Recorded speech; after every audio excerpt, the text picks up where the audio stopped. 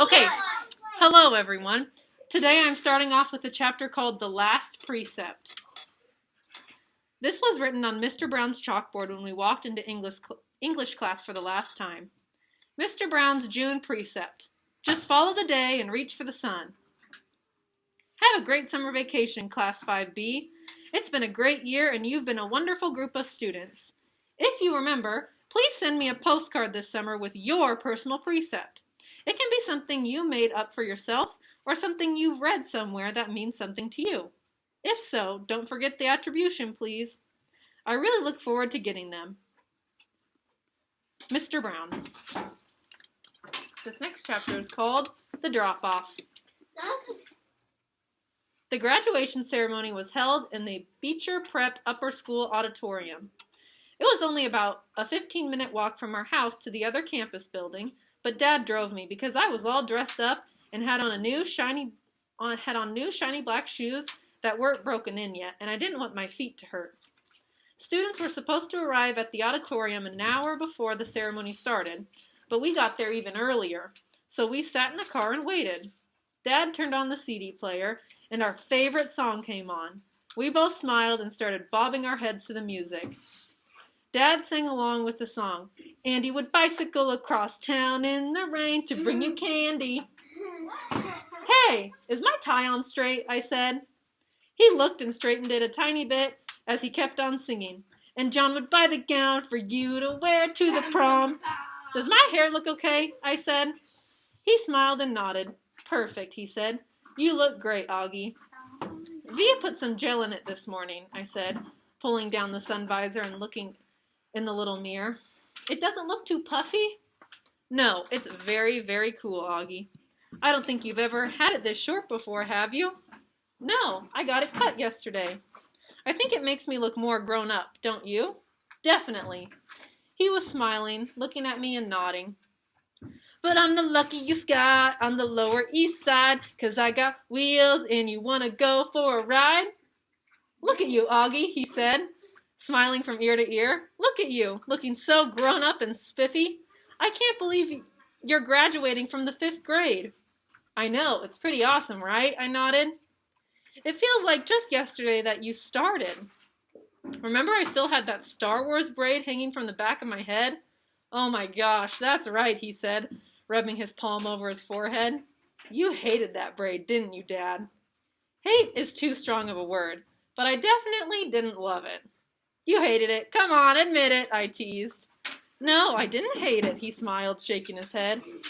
But I will admit to hating that astronaut helmet you used to wear. Do you remember? The one Miranda gave me? Of course I remember. I used to wear that thing all the time.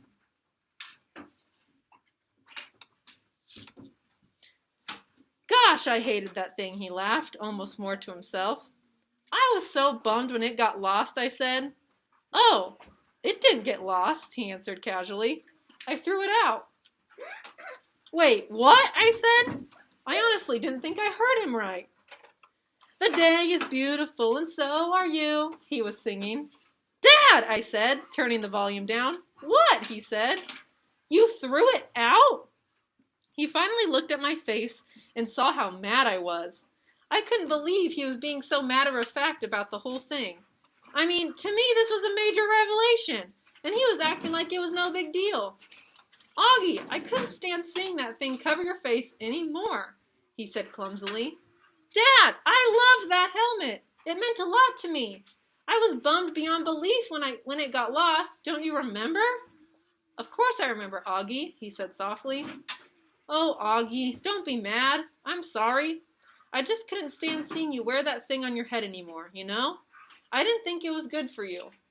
He was trying to look me in the eye, but I wouldn't look at him. Come on, Augie, please try to understand, he continued, putting his hand under my chin and tilting my face toward him.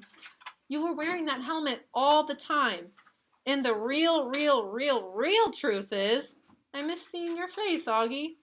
I know you don't always love it, but you have to understand, I love it. And I love this face of yours, Augie, completely and passionately. and it kind of broke my heart that you were always covering it up." He was squinting at me like he really wanted me to understand. "Does Mom know?" I said.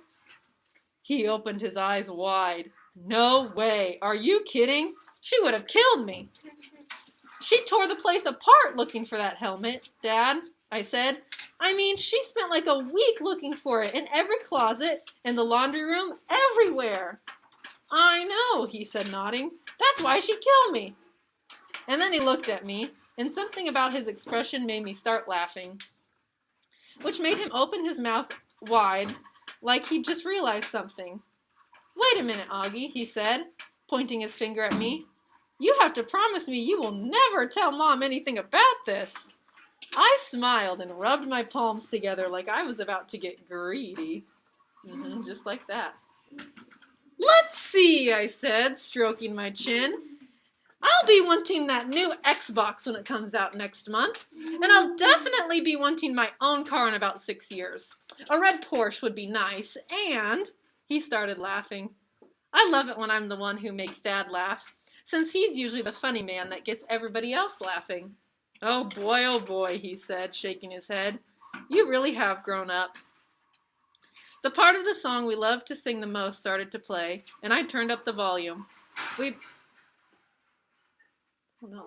We both started singing. Can you shut the door, please? Thank you.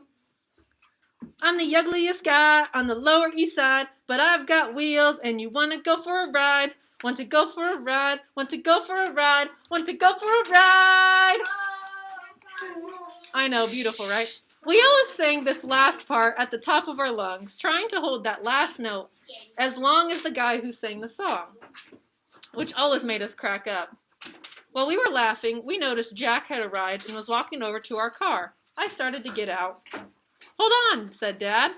"I just want to make sure you've forgiven me, okay?" "Yes, I forgive you." He looked at me gratefully. "Thank you. But don't ever throw anything else of mine out again without telling me." "I promise." I opened the door and got out just as Jack reached the car. "Hey, Jack," I said. "Hey, Augie." "Hey, Mr. Pullman," said Jack. "How you doing, Jack?" said Dad. "See you later, Dad," I said, closing the door. "Good luck, guys," Dad called out, rolling down the front window. "See you on the other side of 5th grade." We waved as he turned on the ignition and started to pull away. But then I ran over and he stopped the car. I put my head in the window so Jack wouldn't hear what I was saying. "Can you guys not kiss me a lot after the graduation?" I asked quietly. "It's kind of embarrassing." "I'll try my best." "Tell Mom too?" "I don't think she'll be able to resist, Augie, but I'll pass it along." "Bye, dear old Dad." He smiled. "Bye, my son, my son."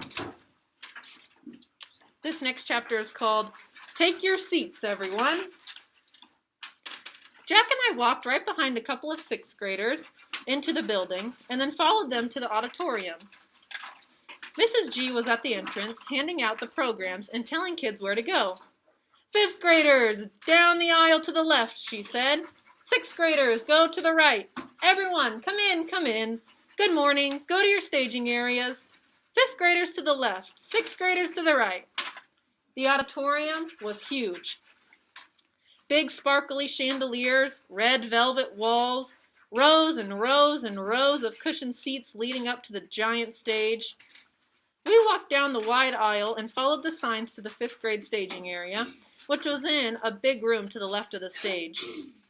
Inside were 4 rows of folding chairs facing the front of the room, which is where Miss Rubin was standing, waving us in as soon as we walked in the room. "Okay, kids, take your seats," she was saying, pointing to the rows of chairs. "Don't forget, you're sitting alphabetically. Come on, everybody, take your seats." Not too many kids had arrived yet, though, and the ones who weren't listening to her. Me and Jack were sword fighting with our rolled up programs. "Hey, guys!" It was Summer walking over to us. She was wearing a light pink dress and I think a little makeup. "Wow, Summer, you look awesome," I told her, because she really did. "Really? Thanks, you do too, Augie." "Yeah, you look okay, Summer," said Jack, kind of matter-of-factly, and for the first time, I realized that Jack had a crush on her. "Ew." This is so exciting, isn't it? Said Summer. Yeah, kind of, I answered, nodding. Oh man, look at this program, said Jack, scratching his forehead. We're going to be here all day. I looked at my program. Headmaster's opening remarks, Dr. Harold Jansen. Middle school director's address, Mr. Lawrence Tushman. Light and Day, middle school choir. 5th grade student commencement address, Mina Chin. Then the music group's going to sing. Then the 6th grade student commencement address by Mark Antonak. Under Pressure is going to be sung by the middle school choir. Then the middle school dean's address. Then the awards presentation. And then all of the names are on the back. I just read the program to you, by the way. Back in our chapter. Why do you think that? I asked. Because Mr. Jansen's speeches go on forever, said Jack. He's even worse than Mr. Tushman. My mom said she actually dozed off when he spoke last year, Summer added. What's the awards presentation? I asked. That's where they give medals to the biggest brainiacs, Jack answered. Which would mean Charlotte and Mina will win everything in the 5th grade. Just like Charlotte won everything in the 4th grade and in the 3rd grade. Not the 2nd grade? I laughed. They didn't give out those awards in the 2nd grade, he answered. Maybe you'll win this year, I joked. Not unless they give awards for the most C's, he laughed. Everybody take your seats.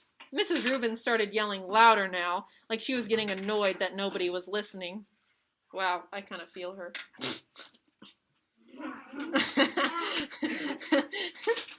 Okay, anyway, we have a lot to get through, so take your seats. Don't forget, you're sitting in alphabetical order. A through G is in the 1st row. H through N is in the 2nd row. O through Q is in the 3rd row. R through Z is in the last row. Let's go, people! We should go sit down, said Summer, walking toward the front section. You guys are definitely coming over to my house after this, right? I called after her. Definitely, she said, taking her seat next to Mina Chin. Okay. I'm trying to decide. I'm going to stop there for today, and we will finish the book for tomorrow. Everyone, say goodbye. Bye! Bye.